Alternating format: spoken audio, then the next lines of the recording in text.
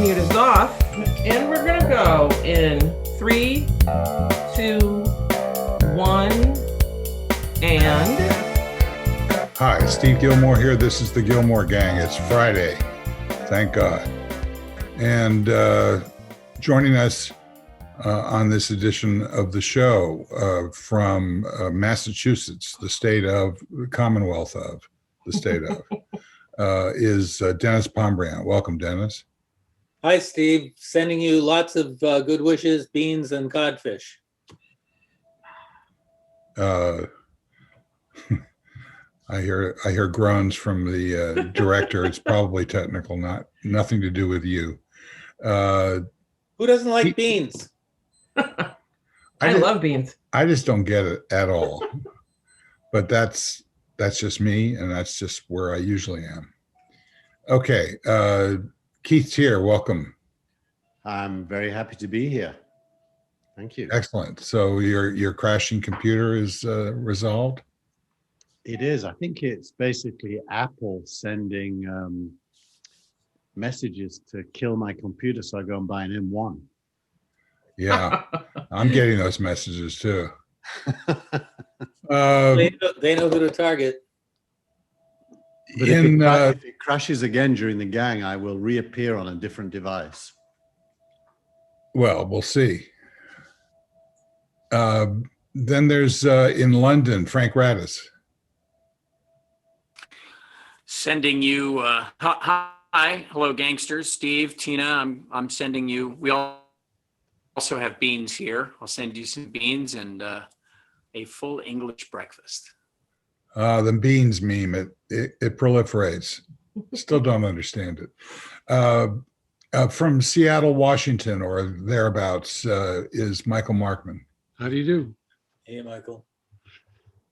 And what's your story, Michael? I have no story. I just decided to use one of my virtual studios. Got no stories. And what is that studio that you're using? It's an old time radio studio that I concocted for our purposes. Nice. With a classic 44BX microphone. And by old time, you mean what? 1990? By old time, this is probably circa 40s. 1940s. Yeah, judging by the T-shirt, it's at least 1960s. Well, the T-shirt's from a different era, but the studio is something I cooked up in. That's It's an ersatz studio. It doesn't exist. I just cooked it up for purposes of having a virtual background. Nice. And we hope to be joined by Brent Leary, who's, I believe, on another call. So we'll just let him jump in as Zoom allows. So what's going on? Anybody have something they want to talk about? Stripe made some big announcements yesterday in the payment space. They announced that they're getting into becoming horizontal provider of banking and treasury services above and beyond their payment service, which is massively disruptive if they do it. Don't know if that's interesting for us to talk about, but it was on my mind. Okay. Well, I don't know what Stripe does. I mean, you mentioned it, but can you explain it? Yeah, if you're any kind of software developer building anything that involves payments, Stripe provides all of the network services to be able to send and receive payments in pretty much any currency in most of the world. So, and it empowers, for example, if you have a newsletter on Substack and you charge for it, Stripe will be doing the billing and providing you with a wallet for your receipts. And that all of your readers can pay into. So they're worth billions and billions of dollars now. They're still private, founded by a young Irish guy who lives here. And it's kind of the PayPal killer of the last generation. Not that PayPal's dead, but Stripe's much bigger now. Look who's here. Hello. Hello, Brent. Hello, guys. Still Welcome, Brent fanless? Leary. Nice to see you. And have we had long enough for a super? Finally saw an Ossoff commercial here in London. I guess I was watching it on but a national spot. It was definitely a national spot. It was pretty good, I thought. I was talking to my wife about your comments last week, Brent, that it felt like, he hadn't stepped up. Maybe locally, he's not addressing the issues that you think he should be addressing, but the national spot was pretty effective. I mean, he targeted Mitch and he targeted the Republican Senate and what you would expect, but it was very well done. Of course, a national spot is meant to get some fundraising to Right. support the local spots. Oh, yeah. And that worked Yeah. out well for Yeah. Jeremy Harrison in South Carolina, didn't it? Jeremy? Money-wise, it did. Jamie. Yeah. He made a lot of Jamie, money. that's right. Jamie, Yeah, he did make a lot of lost money. the election by what, 5%? No, more than that. Yeah. He got slaughtered, actually. So, At least, I think it was at least double digits. okay, so here's our first. All right, but remember Gang snap who he poll. was running against. He was running against a South Carolina icon. Yeah. So Also, first snap poll. Warnock are running- Ossoff, yes or no? Let's start with Brent. Brent, is Ossoff going to win? All right. So asking me right this very Yeah, second. right now, and I'm going to ask everybody else too. I think he has a pretty good chance to do it. Wow. Okay, Keith. I have no clue, but I trust in Brent, so I'm going to say yeah, absolutely. Don't do that. It's the Brent bandwagon effect. Oh my God. Michael. Possibly. It looks like it looks like it's going to be the Democratic ground game versus the Republican internecine warfare. So I think there's a fairly good chance, but I wouldn't put a lot of money on it. Denis. I think it's inversely proportional to the number of trips that Pence and Trump make to Georgia.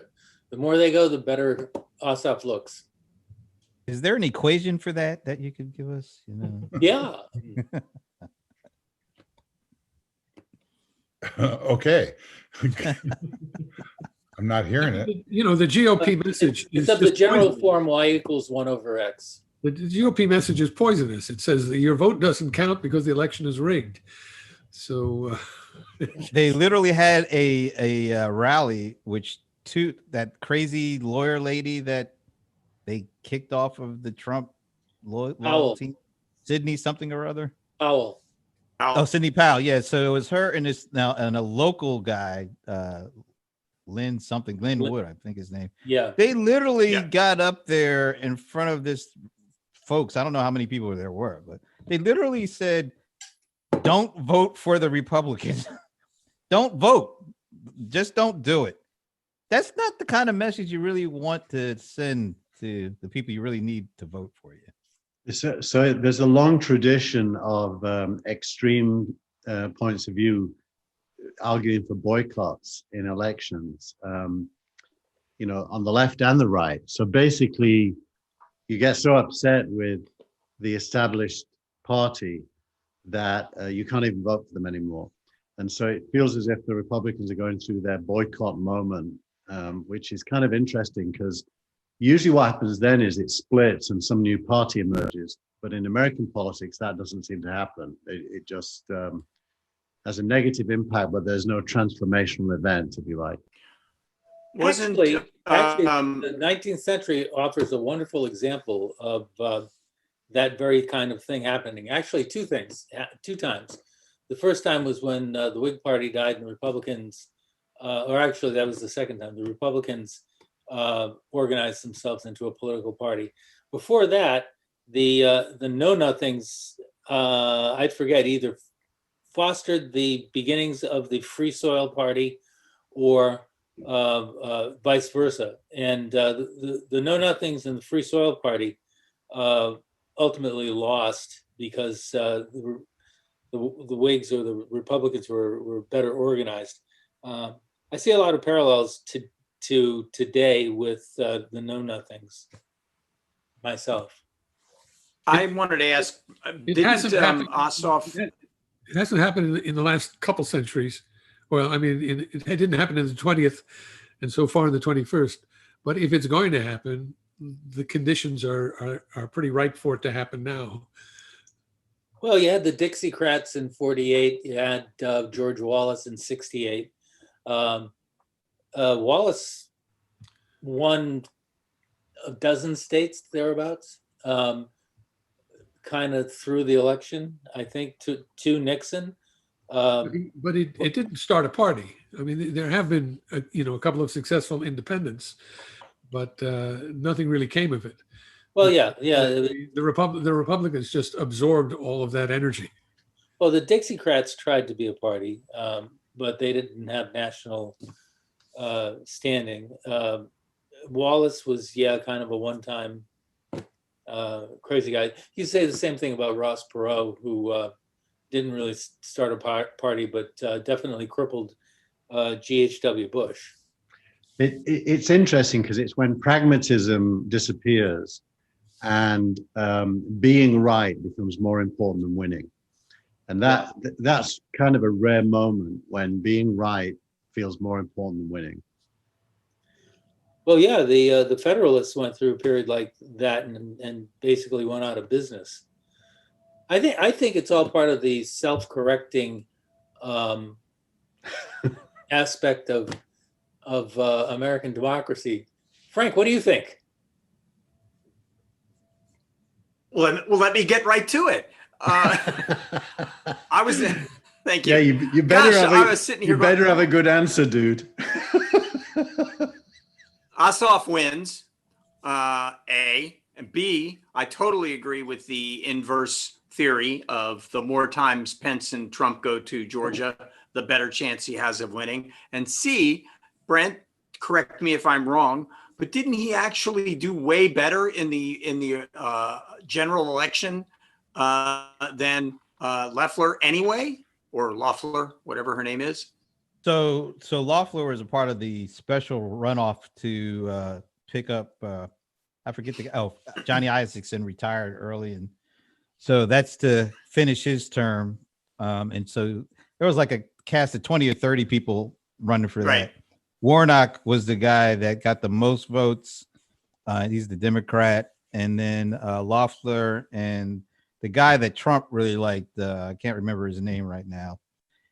He lost to, well, he came in third behind Loeffler, 32-29 or something like that. So it's Warnock versus Loeffler, and then it's Perdue versus Ossoff. Perdue actually did better than Trump did. He beat Ossoff by about 89,000 votes, whereas Trump lost by 13 to 14. So he actually did better, but I don't think he's going to do as good as he did, in the runoff. I feel there's so much press going out about Perdue right now and his financial shenanigans that I talked about last week, and we've talked about a couple of times. But it even looks worse now because they're attaching all sorts of other things that happened in committees that he was a part of with transactions that he made with his stockbroker. So I find that kind of interesting, and that it's building, and it's whether it's true or not. And it sounds like it is. It certainly seems damning. Let's put it like this. And he's gone into hiding. He's not, you don't hear him out there talking about this is totally false. He can't be found right now. That can't help. And I also, the last thing I wanted to say is I really love the t-shirts that say "War knocking on doors," and he's working his socks off. I love that. Well, the poll wasn't about Warnock. I think Warnock will win. The question is about Ossoff. Yeah, So yeah. let's So, pretend, and that was my answer. Well, I can't Yeah. imagine anybody voting now that will split their ticket between Ossoff and Warnock. I think anyone who goes to vote for one of them is going to vote for both of them.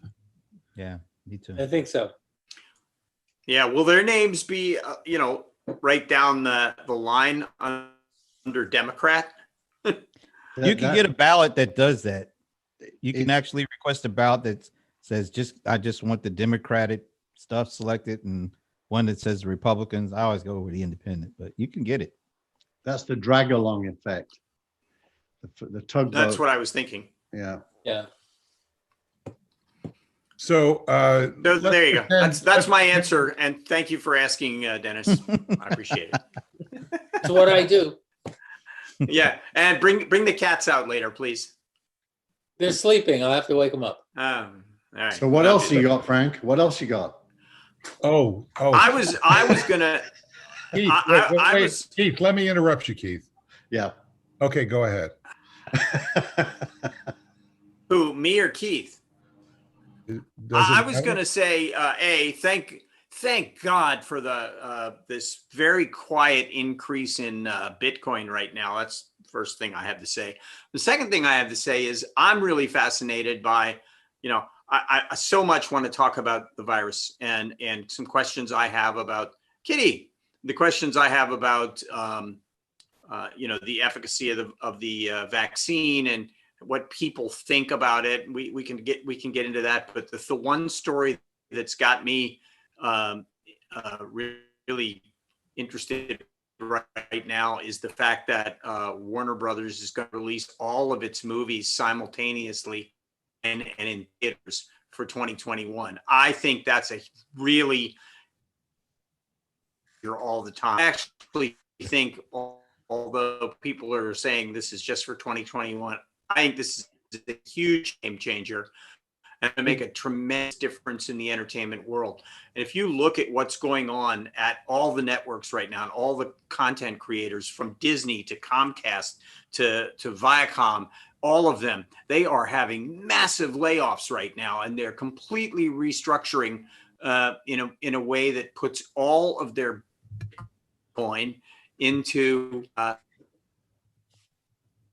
huge play. And so that's the Not answer sure your why. question, Keith. Yeah, although you're breaking up, Frank. Yeah. Yeah, I'm having bandwidth issues here, and it's part of I was mentioning earlier, there's a story in The Guardian the last couple of days that talks about the worst Wi-Fi in all of the UK is in London. Oh, cool. So the Warner Brothers thing, it's interesting that they announced they're going to release simultaneously, because if you think about it, what does it really mean? It means they're releasing in the home, because who's going to be going to the theater? So I think they're just saying the word simultaneous in the hope that there's a road back to the theater afterwards. But the reality is in 2021, it isn't going to be in the theater because no one's going to be going there. I was surprised, though, that that the release of the Croods movie did as well as it did last week in theaters. Although it wasn't, look, it's funny. The whole idea of ratings, but I'm offices. Yeah, we definitely challenge It now, and so I just think that you wonder how many of these content creators also have ownership in theater groups, but they also have ownership in distribution groups. So, I think there's hedging of bets going on here for sure. But I actually think that the world of streaming is the, I don't want to say it's the next generation because it's already here. But, I can see having an entire wall of a giant screen. I mean, 180-inch screen. That's what I have that at home. I have a projector that's a short throw projector, and I have a white wall, and the projector creates a 150-inch screen on my wall with surround sound. And it literally is like, I don't have a special movie room. It's just in my kitchen stroke, living room stroke, dining room, open space, going onto one wall. And literally, I don't know why I'd ever go to the theater unless it was for the popcorn. Well, aren't they just releasing so that they can qualify for the Oscars? Well, they would have qualified for the Oscars anyway when they released in movie theaters, more so than like a Netflix, which has to release in a movie theater in order to qualify for the Oscars. I think that what's going to happen is there will be a change in the rules for the Oscars, and that's going to create some kind of a give and take with the Emmys at some point. And you know, I guarantee you that that's going to happen down the road. Well, the other big, and I was I going to say, would not be surprised. Go ahead. I was going to say the other big news that kind of cuts across that is, it's a bit obscure, but Roku, which is the competitor to Apple TV, upgraded via software to support AirPlay on Roku, and at the same time supported Dolby Atmos surround sound, and released a speaker that goes at the front of your room that projects Dolby Atmos surround sound for very inexpensive speaker. So suddenly the sound, it really upgrades it to be as good as a movie theater. Dolby Atmos is amazing for sound. And you've now got, you know, a device that costs less than $150 that has it built in. It's kind of amazing. And, you know, the other thing I found interesting was today, and I haven't checked this out, but it certainly reads this way. Mulan, which is a Disney movie, which when it first came out, Disney charged, I think, $30 for subscribers to watch it. Yeah. I got a notification today that Mulan is available to all subscribers of Disney. So But that was the original plan. I actually think, yeah. That's nothing new. But I think when they announced the pay-per-view, they said at that time that they would put it later on Disney Plus for streaming. Well, no, it was already on Disney Plus as an additional pay. Yes, what I'm saying is that when they made the original release, it was announced at that time that that was a limited, if you wanted to see it early, but that it would be available with everything else that's on Disney Plus. Yeah. So that's not a change. Well, so that makes fulfillment of a policy. Well, but it's still whether it's it's okay, not a change. I grant that it's not a change, but it still is as important a point in content distribution and consumer. Okay, I'm going to pick it up here. That type of Frank, because material. you're breaking up again. That it should be noted. Frank, I'm going to pick it up Right. here again because you're breaking up. This is a hugely important moment to Frank's original point because it is the same kind of thing that's going on across politics, tech, and the media, which is everybody is now realizing that when we get back to normal, it's going to look a lot like what's happening right now. You can add real estate to that list. Absolutely. So and transportation. I mean, everything in the physical world can go on that list. It's not that the physical world is being replaced by digital. It is that digital is now wrapping everything physical. They're inextricably intertwined. And, that's been accelerated by the pandemic. But once the pandemic is controlled, which apparently it will be through the vaccines and behavior, at that point, let's imagine that it's fall 21. What's going to go on? What are we going to be doing? Are we going to be working from home a percentage of the time? Yes, probably 40 to 60% of the time. Are we going to be going to the movies, to Frank's point, in theaters? No. I will. Well, Steve, I just got my bandwidth issue, I think, fixed. So tell me if I didn't. I totally agree with you. The new normal is not it's not something that that will be a look back at where we were. The new normal will be totally different, and this is part of it, and it will affect all of these different things. And regardless of whether we get the virus, this isn't an opinion, regardless of whether we get the virus under control, which I believe we will, we're not going to go back to where we were in any of those things. right. I was saying what I think we all agree on. So since we all agree on this, since there's going to be a new president on January 20, since the medical community is going to return to its rightful seat in the national and international conversation, the question is not about whether movies are leaving the theater and are going to the home. The answer is yes, they are leaving the theater and it is going to the home.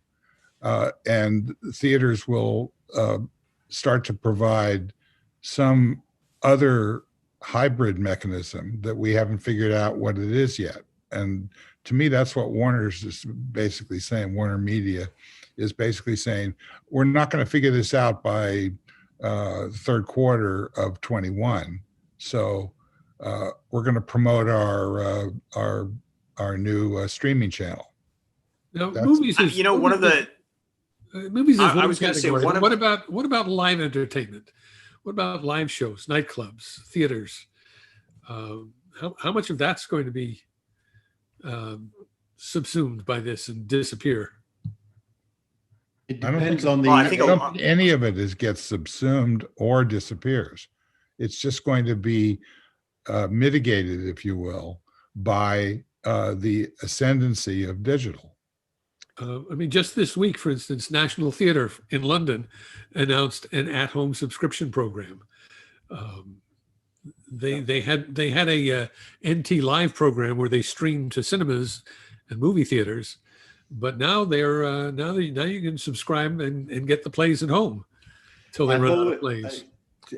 And Ronnie Scott's, which is, I was going to say Ronnie Scott's, which is one of the pretty well-known venues for jazz and live music in London, is also doing that, which I think is very important. And I think that that you're going to see a lot fewer of those live venues and more of those live venues that are still around, adding more digital to it, because I don't think that I think they'll charge more money for people to come in, and fewer people will go in and congregate, I believe, and that they will start to use it at home in a digital fashion and invite their bubble into their house to watch it the way Keith is watching on his projected screen. I think that's the direction that we're headed in. That's but one of the other things, sorry, Keith, the other thing I wanted to mention was that the first of the redundancies that Warner Brothers made was to eliminate a majority of its very high ranking marketing people in the promotion groups in film and television, as they were bringing together film and television into this streaming thing. So, if you look at what the cost of creating content is and distributing content, marketing of it sometimes or often is 50% of the entire budget of the release of that content.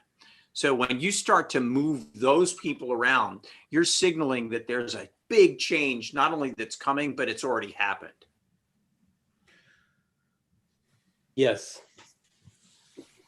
Well, yes, because the energy it takes once you have a streaming platform to promote your film inside your streaming platform, a lot different than the energy it takes to get people to be aware of something and go out to the theater to see it. If you can think about the concept of a digital seat, a digital seat is what we're experiencing emerging. And a digital seat should have lots of the same characteristics as a physical seat, as in it feels as if you're there. And obviously over time, that's going to be more and more true. It's hard to do that in a 2D context, for example. It's much easier in a 3D context. But a digital seed expands the audience in the same way that digital music expanded the audience for music. And so a typical high value Broadway play will make a lot more money from digital seats than it could ever make from physical seats. But I don't believe it will take away from the physical, because I think the live interaction between an audience and whatever the performance is, whether it's sport or entertainment, is highly desirable to human beings. So I think it's an extension, not a replacement. And unless digital goes two-way, so you're not just being entertained, but you are kind of physically present through digital methods as well. Well, I prefer not to duplicate last week's show about so-called interactive future. I'll again point you back to Warner's Cube experiment in Florida, which never happened. I think that we have a consensus here. I want to hear from Brent about this because I believe he's a player in this digital transition. My question is where are what is the relationship between streaming and the alleged topic of this program? In other words, technology. What about it? Why are we talking about streaming? Why is this the biggest news on our computers these days and on our phones? The Warner's move. Why is this important? And I'd like to start with Brent. I was actually fixated on the fact that on, I think it's December the 26th, the NFL which will have games, of course, it's a weekend. But the only way you'll be able to watch those games on that one day, at least, is on Amazon Prime and Twitch. That's probably a kind of a look into the future. But I don't know. I think it's, everybody's got, well, not everybody, but more and more people are having, access to broadband or at least wireless, and it's the pipe is going to be filled because it's there, and that's how people are leveraging human connection, staying connected with not only each other but with content. And it just seems like it's an unstoppable force. It's a trend that's accelerated because of the pandemic, and once you start heading down the track in that direction with gaining steam, it's a wrap. So I think it's inevitable. We're all going to be streaming more and more of the stuff. I guess it's just easier to leverage broadband than it is to leverage some of the traditional infrastructure we had, and it's better. It allows us to do more.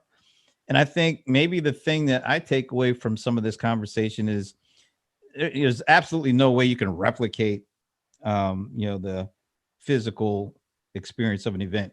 Now, we were talking about, not to dwell or anything, but Dreamforce had an event that had 170,000 people. It took over a whole city for a week. You could immerse yourself in that thing, and you did. I did.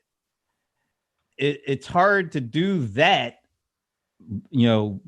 virtually, but you don't really have to do that virtually, because you could do other things virtually, and it could make it just as engaging in certain ways. I mean, we did a watch party. I mean, the thing about doing a watch party for an event, and even Frank's doing that with this, it makes the event more than just a spectator sport. It makes that event something that people actually feel like they can participate in. I mean, we had over almost 800 comments flowing in watching, the Dreamforce keynote. And that, I mean, it wasn't just 800 comments, it was conversations stacked in conversations, and it was levels of conversations, but it was all driven by that event. And that event, they couldn't control what was going on.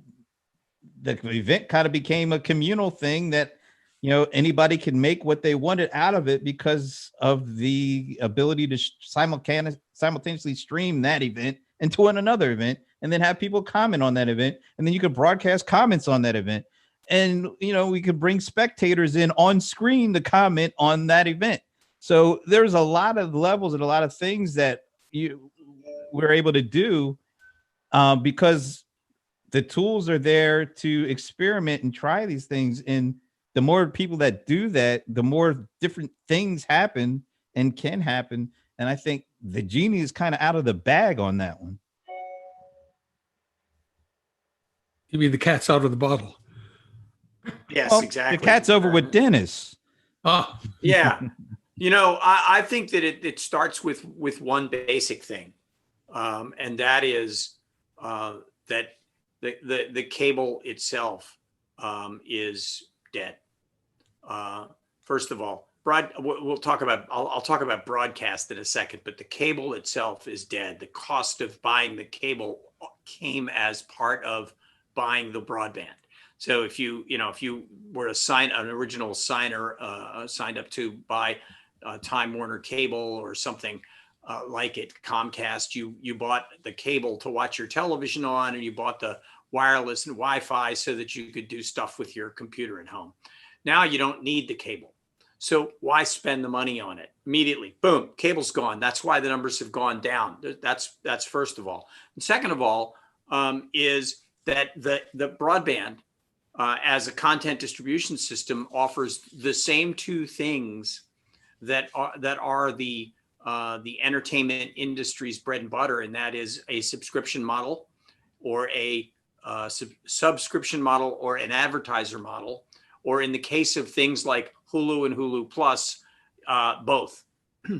So they're both being done on the Wi-Fi. So continually seeing that sort of downturn in the cable model starting to actually go away. Second of all, in terms of broadcast, so international or national broadcasters, there is no international broadcast. International broadcast is being done over Wi-Fi, and you're only going to get it if you have a VPN overseas, or you're using a Slingbox. Yeah. But the fact is, in terms of broadcast, where it had been successful was in the local markets, because local markets are losing their newspapers. So where are people getting their local news? They're getting it from the local television station, but the local television station is now starting to lose its antennas, and they're starting to go towards broadband. So it's another nail in that coffin. Nail in the coffin on the one hand, but it just makes the whole idea of broadband such a more incredibly valuable asset. And so I think those are the kinds of things I think that have put us in this situation right now. Not completely ignoring, I was going to say to Brent, but you brought it up about, where does sports fit into all of this? Because it is a live thing, but we did talk about that last week. And I think that, sports plays out in almost the same way as entertainment plays out. I think they're in the same category. And then you can layer news on top of that. There's another layer to this equation, which has to do with on-demand stored programming versus scheduled programming. With sports, scheduled programming rules, but with everything else, people are no longer required to tune in at 8 o'clock on Thursday night. They can tune in whenever they damn please, and get it on demand. I mean, that's a huge revolution to the way we used to think about television, and the way we now think about video entertainment. It's all on our schedule. except for You- certain events. And you don't see promos in the digital world the way you saw them in the linear world. You don't see hey, watch the comedies on Thursday night on NBC. You don't see that. Actually, you see far fewer promos on the digital channels than you ever saw on the non-digital channels, because it was for the important most for part, them to. For the most part, I think my experience is every on-demand digital stream starts with a promo. But when you tune in one show, they will give you 30 seconds about some other show that you might be wanting to watch. And then at the end, the old game of the programming executive was to try and manage audience flow from one show to another, so that if you watch the 8 o'clock show, you'd watch the 8:30 show and so on. Now that's all being done algorithmically. So when a program ends, another program will begin. It's either going to be an episode in that series, or it's going to be related content. So the old game of managing audience flow still exists. It's just carried out by another means. Yeah, But absolutely right. So what's really, if you go back to Steve's question, what's really happening here is the operating system for human life is being reinvented. The things you do and how you do them. The cloud is becoming the method by which many more things are getting done, and so it's part of human glue in a way. It's the human glue between all of us, and whether you're a content producer and provider, whether you're a distributor, whether you're a viewer and a consumer, everything's being rewritten. But we're in an early stage where the contest between the business models of the old guys and what makes sense has not yet played out. So, for example, my YouTube TV subscription has just gone up for the second time. It's now $65 a month. It was, when I started, $39.99. And bit by bit, it's starting to be like my old Comcast bill. And then on top of that, I'm paying for Peacock, Disney, HBO Max, Apple TV Plus. And if you add it all together, it is under my cable bill, but only just. And so bundling, which makes absolutely no sense in this world in the long run, is happening still in again. place. Yeah. All right, It's the digital I want to bundle. interrupt here. I'd like to hear, Dennis, how are you processing this conversation? Does it make any difference to you? I mean, you're not subscribing to multiple cable streaming networks, are you? Well, I think I'm processing it pretty well. This is one of those things that affects me, but I have people for running my TV, my entertainment. I just offload it to them. If I could, though, I would just like to ask or point out that we're looking at the digital disruption, and one of the things that digital is disrupting, we're talking about all these benefits, but one of the things that the disruption will lead to logically is a crash in commercial real estate, because we're not going to need all of the commercial real estate that we have for theater buildings, probably malls, probably other kinds of things, office towers. All of a sudden, I think we're going to be somewhere between 30 and 50% underutilized, and there are mortgages on that real estate. And last time I looked at the industry, it was already in a bubble. So I'm thinking that this creative destruction, I think we could be in for a major problem with commercial real estate, thanks to all of this wonderful wizardry that we have through technology. Yeah, it's how much of the banking system and the credit system is tied up in commercial real estate? Well, it's commercial real estate, illegal drugs. I don't know what else.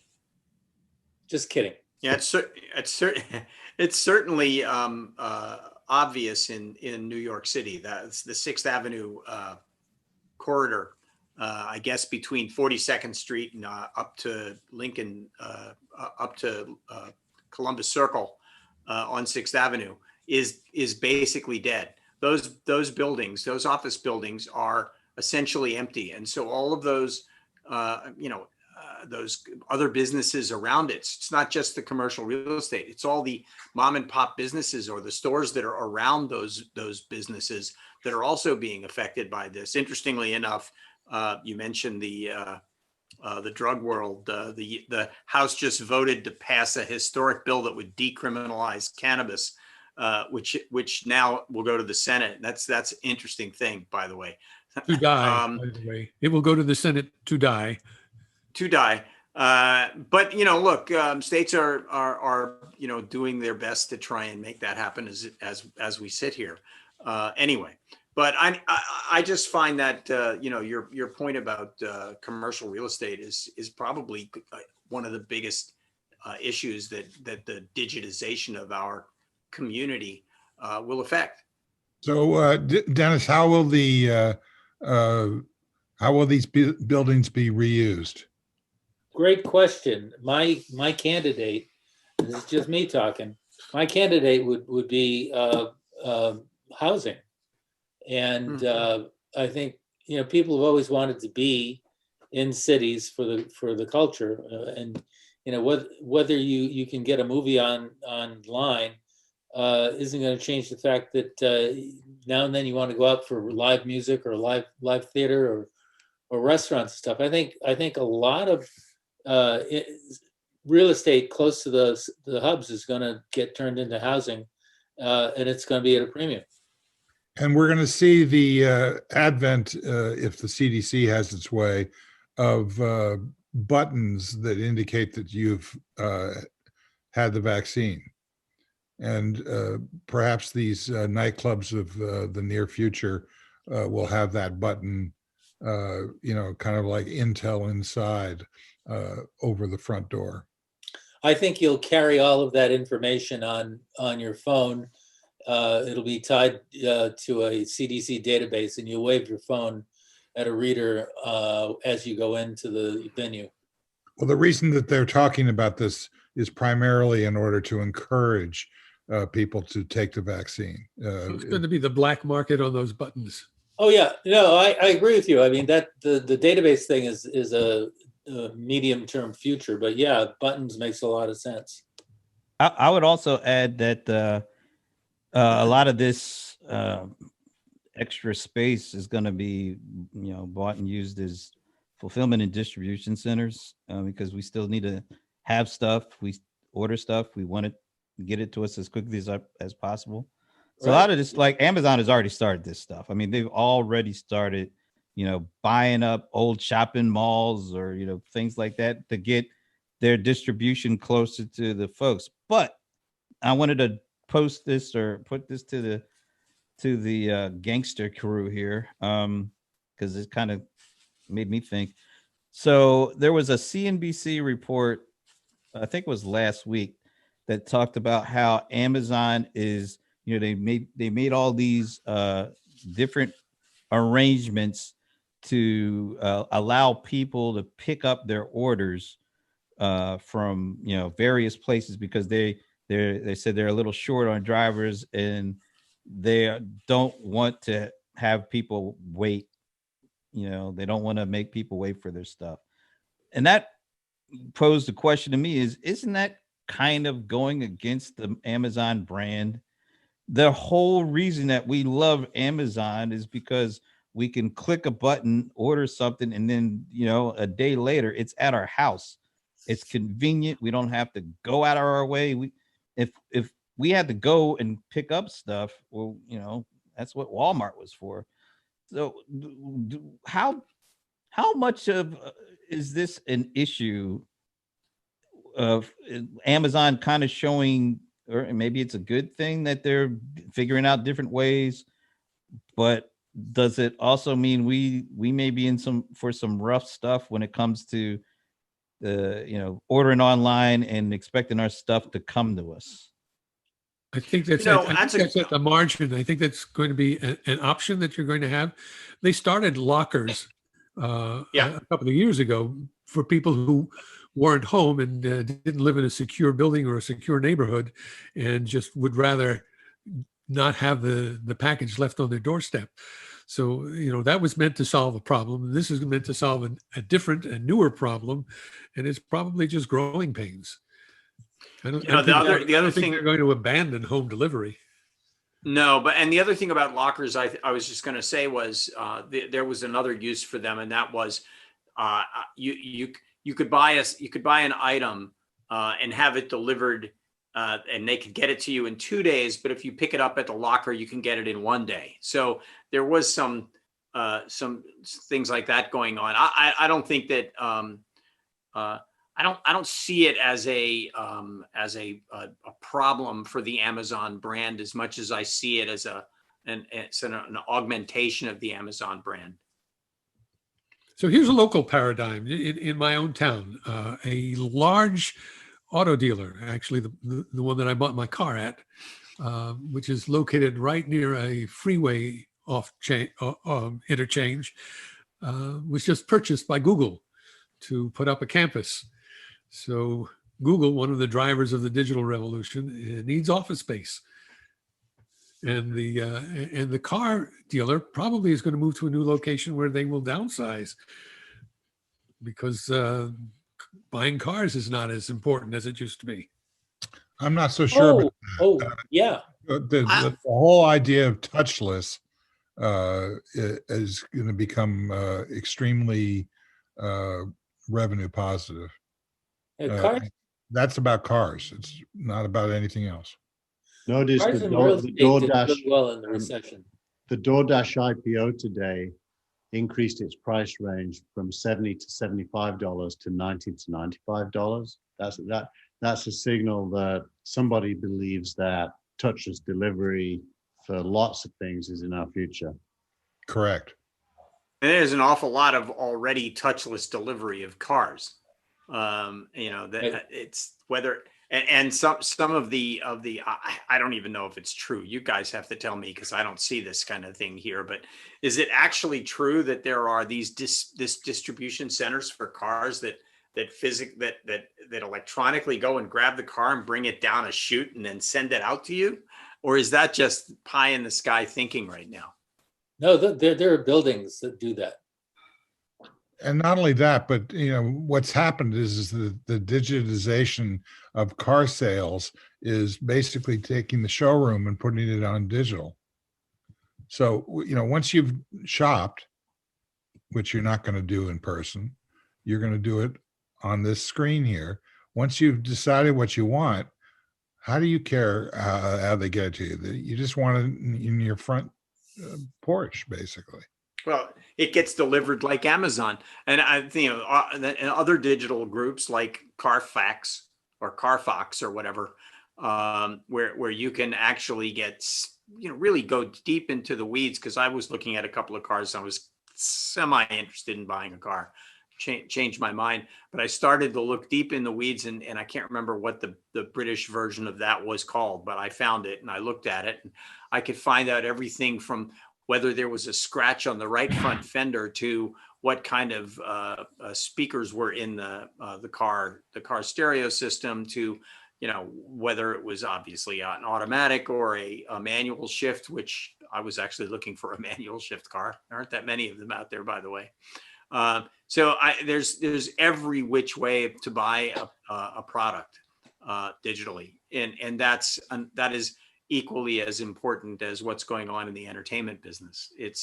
There's every way to consume it and every way to get it. I'm going to send a link to you, Frank, for Onto, on.to is the website. It's a subscription to a car, all electric, all the cars are electric, and you don't buy a car or lease a car. You subscribe to a service that gives you a car, which you can keep as if it's yours, but you can also swap it for the weekends if you want to go, if you need an SUV for the weekends and you don't need it for the week. It's, I think that's the future. It's not ownership, it's subscription. It sounds like net jets. Yeah.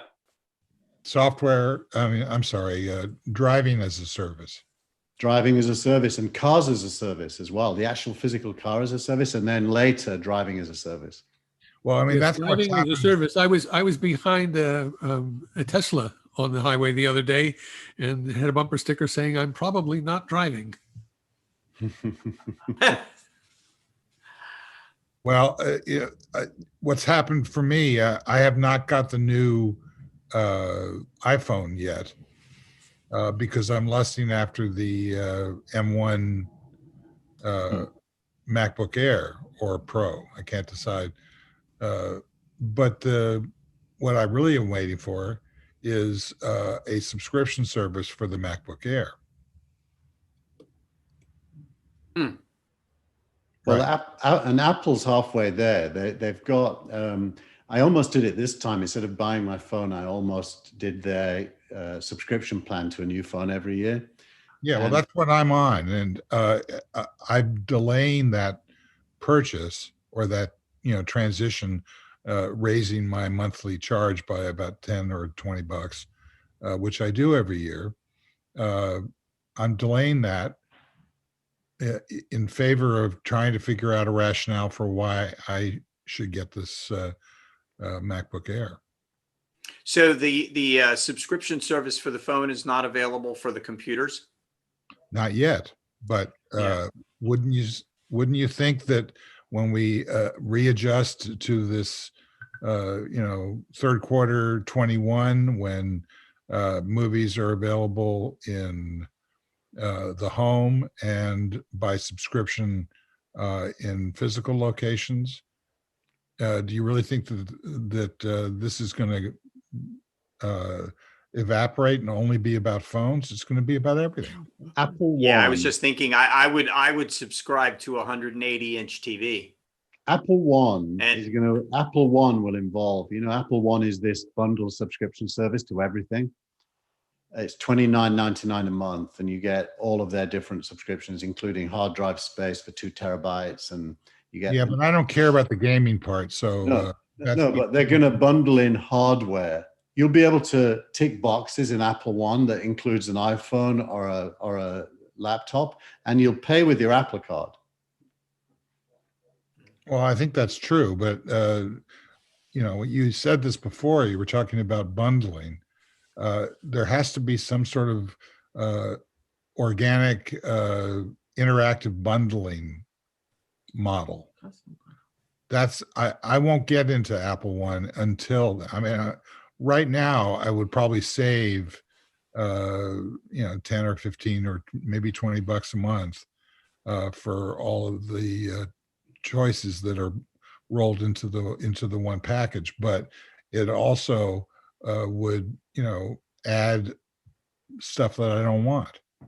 Yeah, but you just ignore that stuff. I've got the gaming, but I don't use it. I don't think emotionally that I'm going to be able to ignore it. Well, that's Even if your total, that's the unique if Steve your total price Gillmor goes problem. No, I think it's representative of a small but growing set of people. I would tick what all was the the boxes. I would selection? just tick.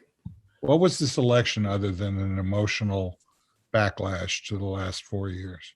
But you're the guy with the $100 bill that has an ink stain on the bottom left-hand corner, and you decide to burn it rather than spend it because you can't deal with the ink stain. I'll never burn it.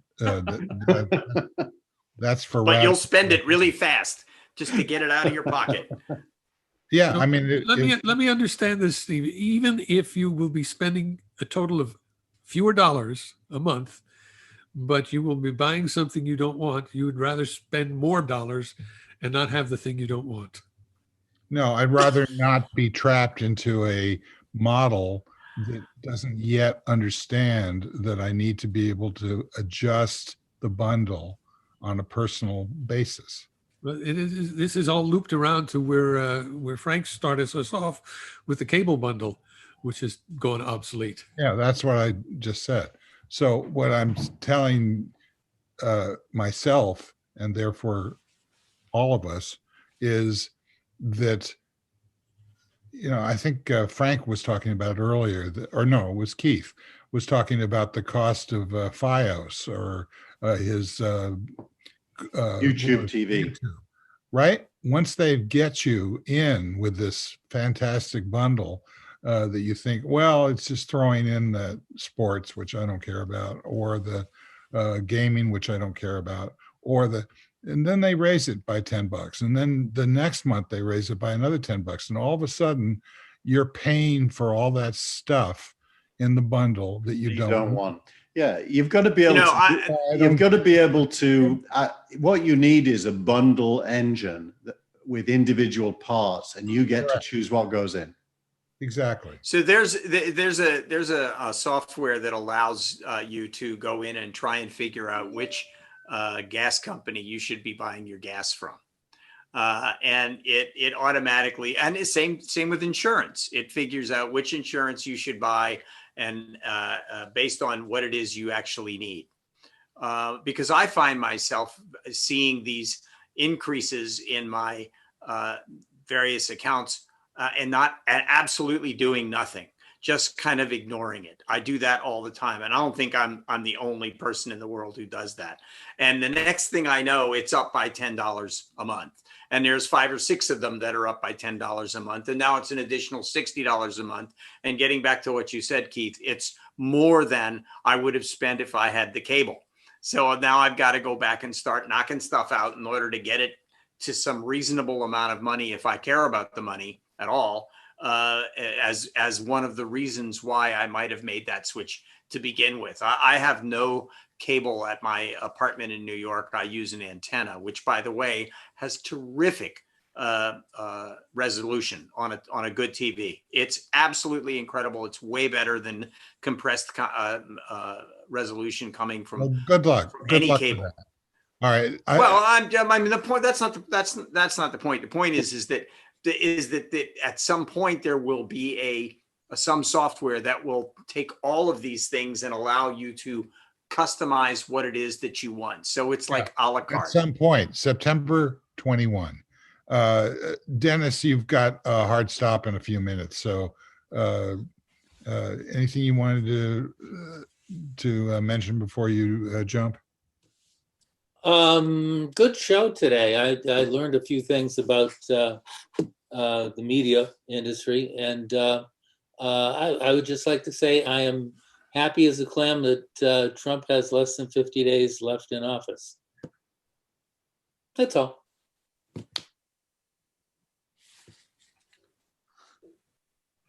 Okay. I'm just luxuriating in the fact that we don't have to worry about this clown much longer. I know. Is the connection that slow? I mean, it seems like it took a while. No, it's broadband. It's accommodating a lot of people. Broadhead. I see. Okay, well, I guess I'm going to take off. It was good to see you all, and look forward to seeing you next week. I like the new start time. Bye, Dennis. Dennis. Have a good weekend. Bye. See ya. Bye, Dennis. You know, the new start time just means that the end time doesn't change. It just lasts longer. Yeah, here we are. We're actually 3 minutes away from the same end time that we would have been if we hadn't gone over the old start time. Well, but look who's on the screen there, Brent. Yeah. Yeah, I'm not the first one to leave. I feel different. Yeah. Do you have a show to do coming up here in moments, Brent? No, we're actually on hiatus until the beginning of next year, 2021. Why is it whispering red? Oh, why? Actually, I was going for more orange. I was from a previous show I had to do earlier today. Oh, it's leftover for our show. Is that lighting or is that digital? We'll take what we can get. Oh no, it's lighting. It's the old RGB.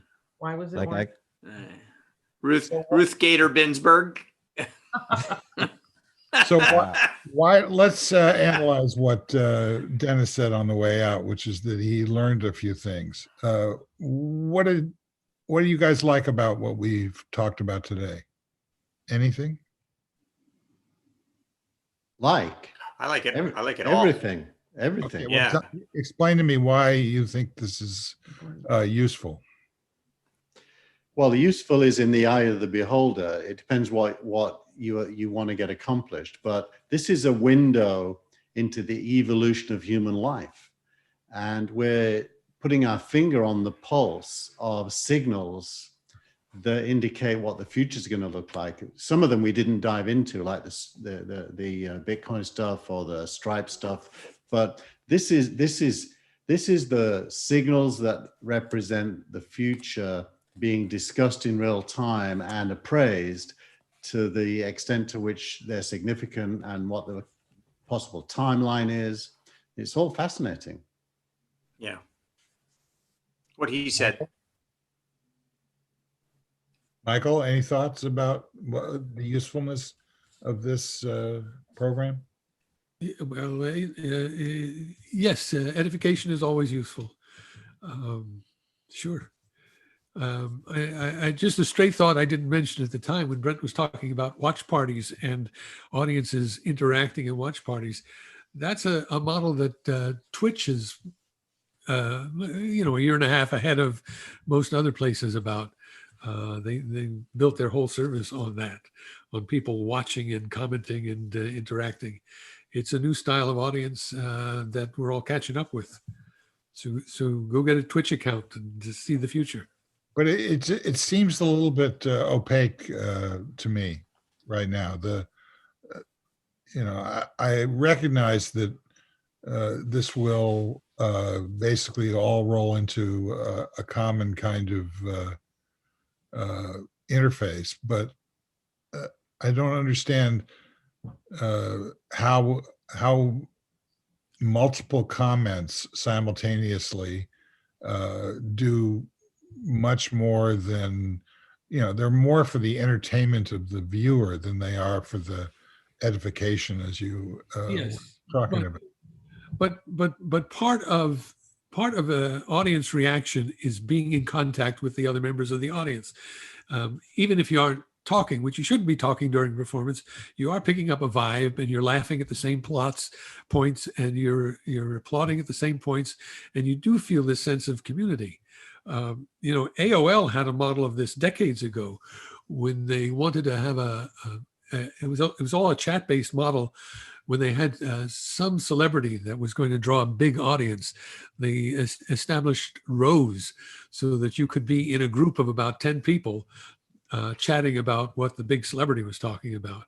It's a model of trying to reproduce digitally something that is part of the way we communicate. In going back to the campfire, going back to going to church, going back to there's something about in Jewish tradition. There's something about a minyan, something that you can do with 10 people that you can't do by yourself. You can always pray by yourself, but there's something about a community coming together that changes the nature of the experience. I remember in the very early days of dial-up with an acoustic coupler on a dumb terminal, playing multiple people text-based games like The Hitchhiker's Guide to the Galaxy until 5 and 6 o'clock in the morning, and it was exactly that, Michael. It was having other people to. And it was one of the earliest, it was certainly the earliest time that I had ever been involved in the world of computers and the very early internet, where there was any kind of two-way communications going on, although it was going through the game and trying to navigate the game, which is, you could do that on Twitch now, and it's a much higher level, but it was exactly the same thing. So, when we talk about the evolution of human behavior, there are certain kinds of requirements that won't disappear. We'll just have to find other ways of meeting them. Well, you talk about this thing that AOL did, a long time ago. How did that turn out? Is that still available, that service? No, the principle is still the same, and the way it evolved is Twitter. Now we have a much more fluid version of that, where there are people with big followings on Twitter that draw a lot of comments, and then the people under them who comment and reply them comment to each other. So the dynamic changes. I mean, the dynamic is pretty much the same. It's just that the way of delivering it and the fluidity of it changes. But that's back to the operating system for the human race. I mean, Hang on. I don't want the big frame here. I want to actually talk about I wasn't going to big frame. I was going to zoom right back down to detail, having just said that sentence. Go ahead. So just drop the sentence of back to. I don't want to go back to. I want to go forward on. Well, since I was doing EasyNet back in 1994 when AOL existed, and Warner was doing the interactive TV experiments in Florida, which I was not a fan of. The next 30 years have been the same thing, seeking to discover better ways of engaging with each other that involves, less effort and more clarity and more signal and less noise, and it's never ending. There isn't an end in a way. There's only a journey, and the journey ends up with a human being that is really well served by the tools that are available to them to achieve their goals. Yeah, I don't agree with you. I think that what I hear is an endless journey that full of failure to provide the transition that you're talking about. I mean, give me an example today, other than Twitch, which is a gaming environment, of the success in bringing the audience in interactively. You're not wrong, Steve, but your mistake is to think of that failure in the negative.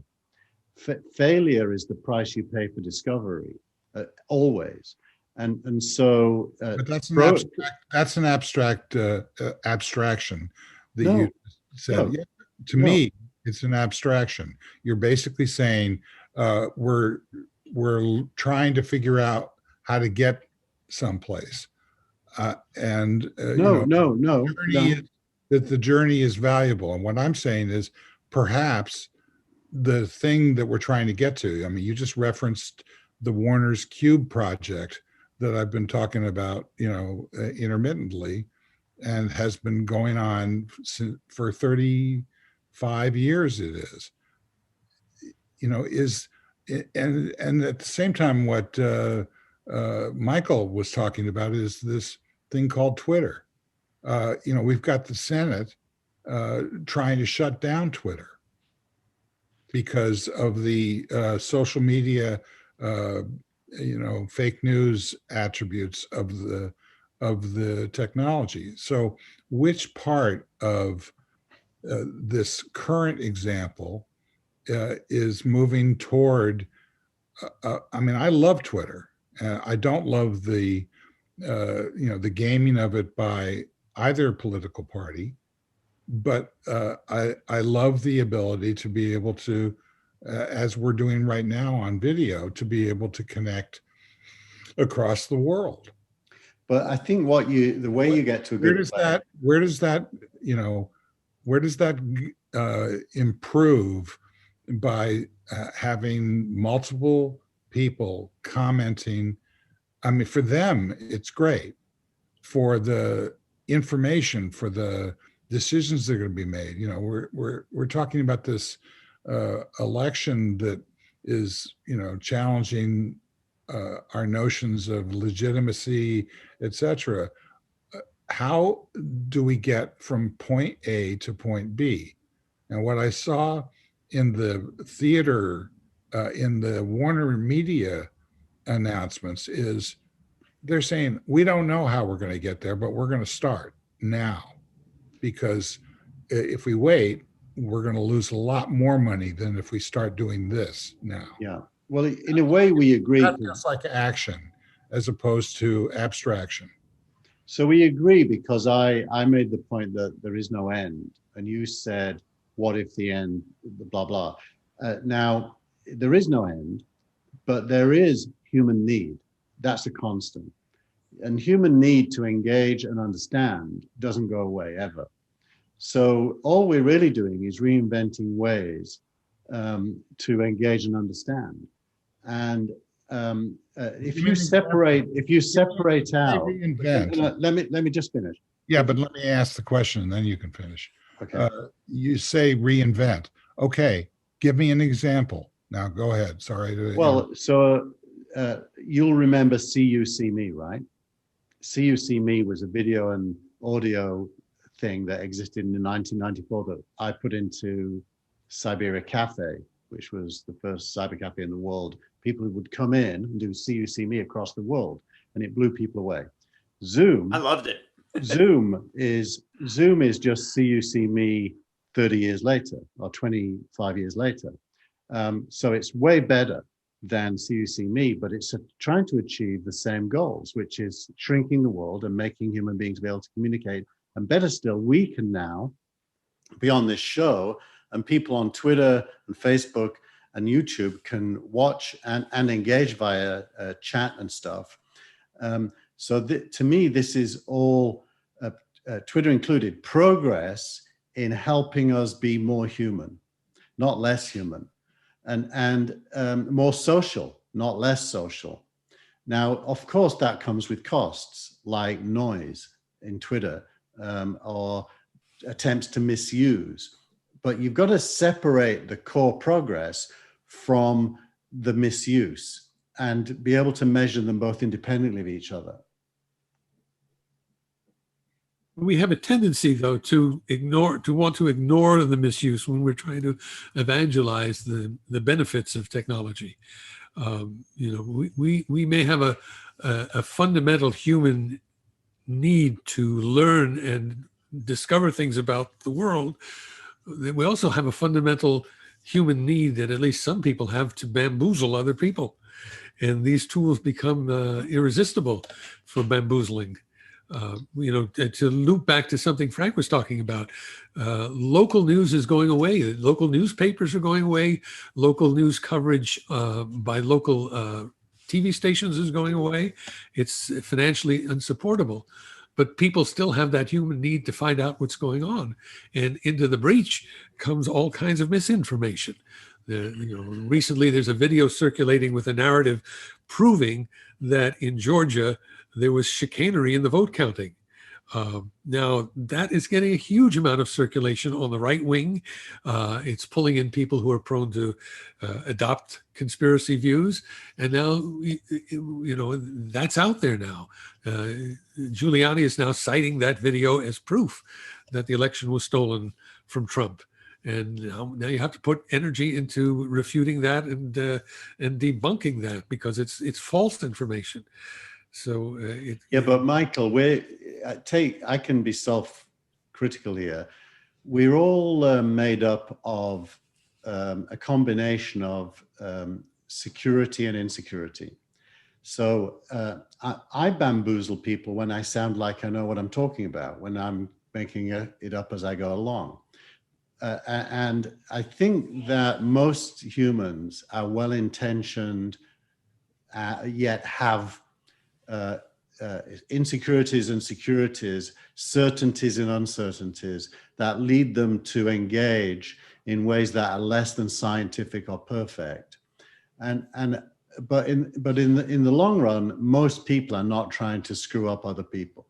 No, they're not. But and anybody who is trying to raise money to get a venture off the ground is selling something that doesn't exist. Yeah. They're selling something that they believe will exist if they get the money. They believe will exist, if all the development happens as expected. But it doesn't exist, and you have to sell it before it exists. But then some people are selling things like Theranos, things that will never exist. Yeah. And whether you are trying to raise money to, but it's hard to tell the difference. I've got that's I have Donald Trump. Exactly.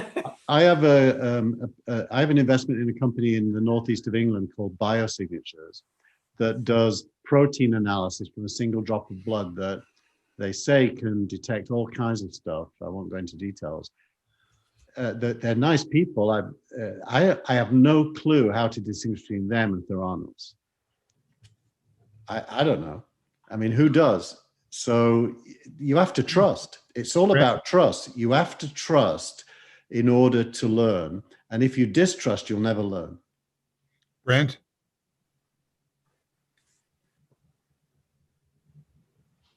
You know,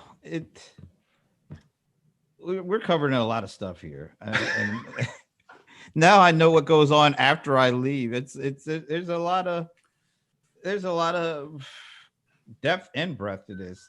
I think for me personally, for our show, I think it's great when we cover one or two things deeply and be able to really sink our teeth into it. We're stretching all over the place at this point.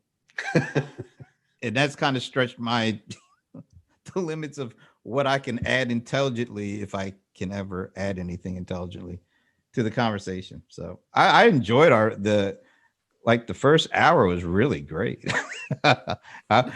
Maybe that's my attention span limit, but that was some cool stuff, because we went into some areas a little wider and a little deeper than we usually do, and we stayed away from some areas a lot more than we usually do, and I think that's good. It went off the rails when the word Trump was mentioned. And that's the poison for anything. I think the last 30 minutes has been Steve being very open about how he feels about both this show, but also more broadly what's going on. It's showing vulnerability as well, which then leads to more reflective, philosophical kind of conversation, Brett, that is less pinned down. I agree with that. And of course, I love that because I like abstraction, which, so I apologize for my role in your downfall. No, I would say this. It's hard for me, at least, this is just me, to get deep and philosophical after already talking an hour.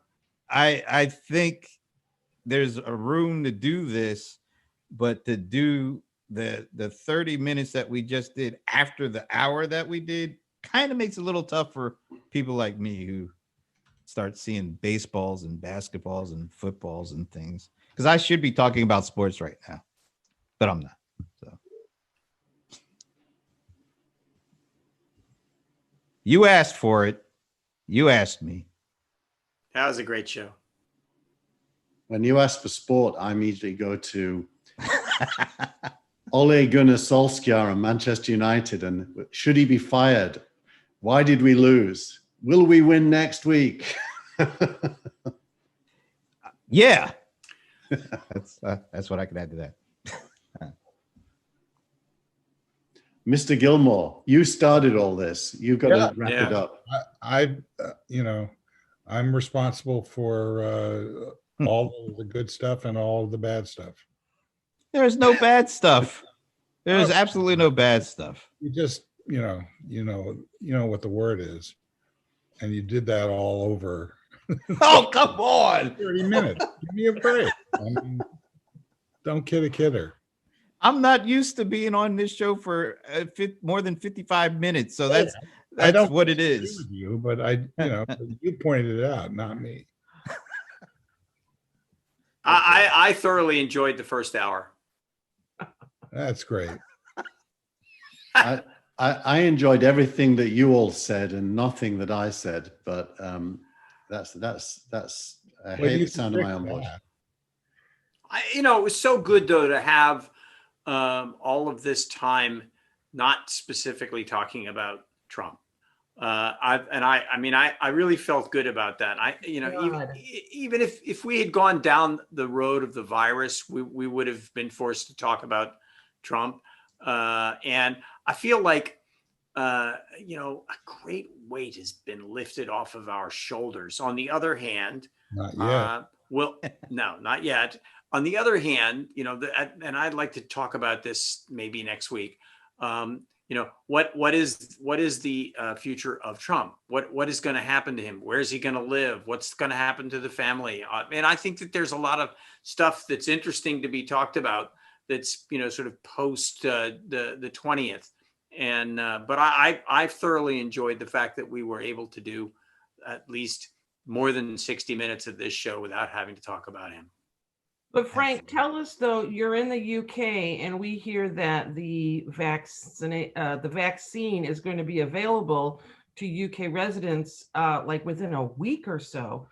Yeah, right away. It's here. It's actually already here in the UK. What's your understanding of the hierarchy of how it's going to be distributed, and where are you in that? So it's care home. It's people over 85, people living in care homes, and the workers in those care homes. So the doctors and the nurses and they'll be first.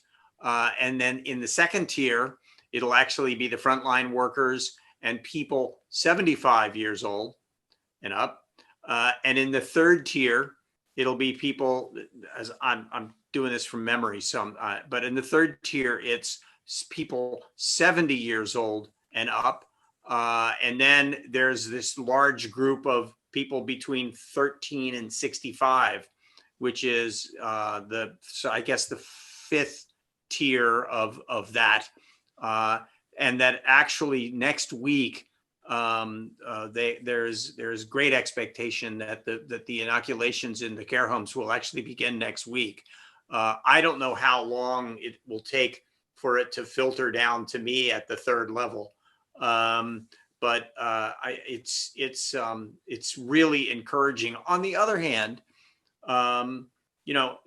there's also been a decided drop in the cases. But I think we're probably going to see that spike again because of Thanksgiving, and I don't think those numbers have come in yet. I think America's going to be feeling that exact same problem.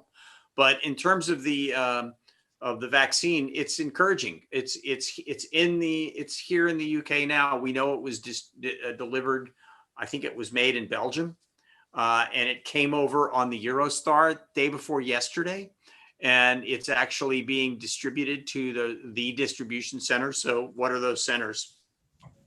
So in some cases, they will be the nursing homes, but in other cases, there will be a place. So it may be one of those hospital type facilities that's set up in a stadium, but also there will be the ability to get it at your GP, we call them surgeries.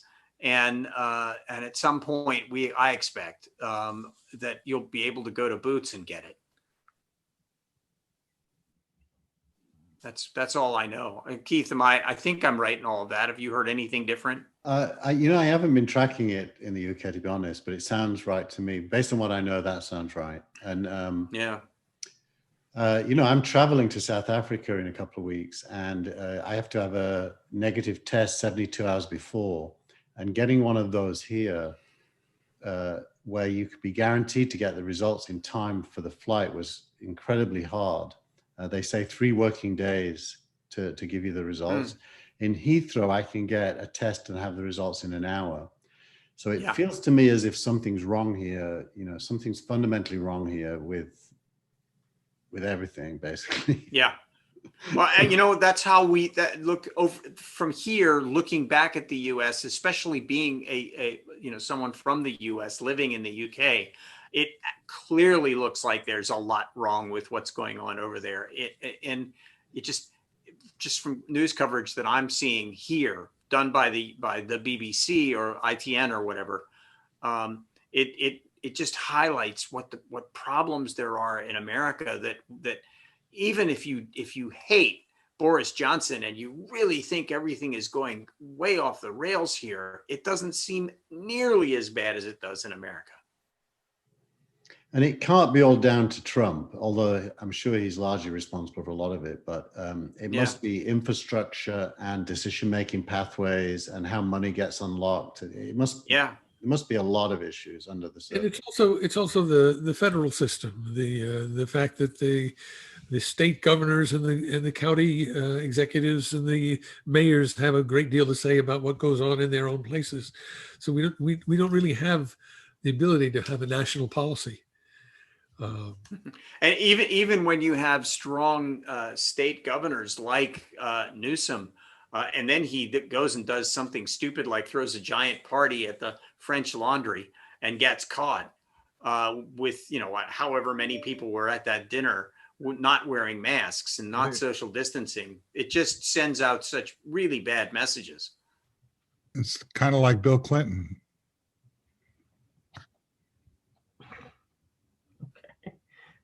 I'm too slow for that, Steve. You got to explain Yeah, that. no, I'm not gonna say anything else. All right. I want to thank our producer and director, Tina Chase Gillmor. Thank you. Thank you. I want to Love your thank show. Brent Leary for sticking around past his bedtime, and maybe what we'll do is we'll find an edit point to drop somewhere around the 60-minute mark. So maybe you can help us with that, Brent. Oh, keep it.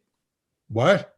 Keep it. They did it. We did it. So Just put a super saying the rest of the show is a little bit Under not to protest. Brent's, not to Brent's Oh. liking. All No. over the place. No, Hey, did the public last health. show get? Public Did you health release warning. the last? Did We're you gonna release the tell last us show? Yeah. It's No, good. I agree with everything Brent said. oh And god. I want to quantify it with an edit point.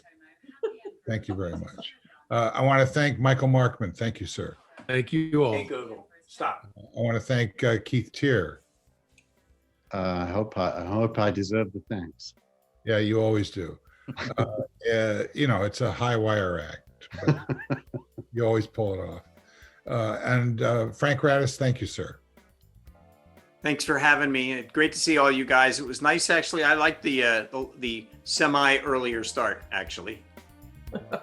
Yeah, I don't think that we actually started early. I think we were later than our usual start time that we. But had. I was sitting here waiting, so Well, I saw you. felt I like, just didn't admit you Yeah. into the. It was the thought that counts. green room.